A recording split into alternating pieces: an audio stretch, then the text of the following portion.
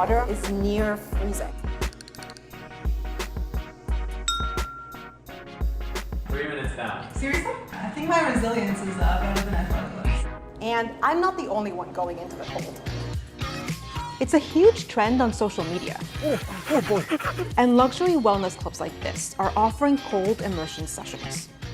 Why? Because bringing your body temperature way down is supposed to have major health benefits, like increasing metabolism and relieving stress. So what's the evidence that the cold has positive effects on our health? Let's get into it. Okay, that wasn't so bad. Scientists think there could be benefits to cold exposure because of something called brown fat. Surviving in the cold is one of the main reasons we have brown fat in our bodies. A recent study found that people who had brown fat, which you can see around the neck and clavicle, also had a lower risk of diabetes and cardiovascular diseases compared to those without it. That's very different from white fat, which is associated with these chronic conditions and obesity. After cold exposure, white fat can turn into brown fat. I think about cold exposure as this is a way to modulate brown fat and white fat behavior, and can this lead to changes in our metabolism? Unlike white fat, brown fat has tons of tiny bean-like structures called mitochondria. They're the powerhouses of cells, and also what gives brown fat its color. When they break down sugars or fats, mitochondria generate heat. So when you chill the body, this process revs up, which means that at least temporarily, metabolism goes up. Within seconds of being in intense cold, the body starts pumping out norepinephrine. It's a hormone involved in our fight or flight response. And it signals mitochondria in brown fat cells and muscles to break down sugars and lipids, which are the building blocks of fats. That means you're burning more calories. A study found that the human body's ability to break down sugars doubled after 2 hours of daily cold exposure for 4 weeks, in suits like these. But just because you're burning more calories doesn't necessarily mean you lose weight. This study found that mice exposed to cold just ate more, so their weight stayed the same.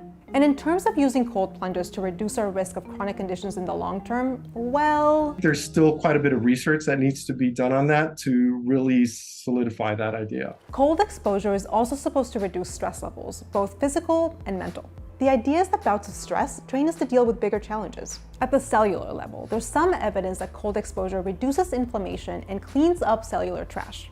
In one study, rats that lived in a room at 39 degrees Fahrenheit for a week had lower levels of inflammation-related molecules. And studies show that reducing inflammation promotes brain and physical health. It's possible that for mental resilience, there's a placebo effect. Though a small study of people who took up cold water swimming did see some improvements in mood. Also of note, most of the human studies on cold exposure have only been done in men. Women have more brown fat stores than men, and our fat seems to be more active.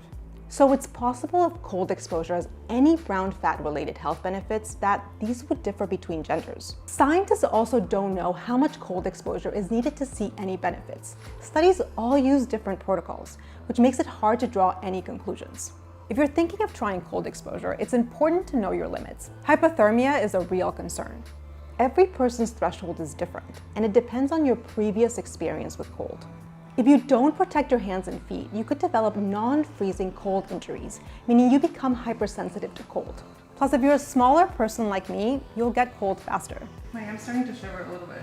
That's because your surface area to volume ratio is higher than for somebody who's bigger, so it's easier for you to lose heat more quickly. Experts told me that if you have a heart condition, you should tread carefully because it could stress your heart out too much. So remember, consult your doctor and stay safe.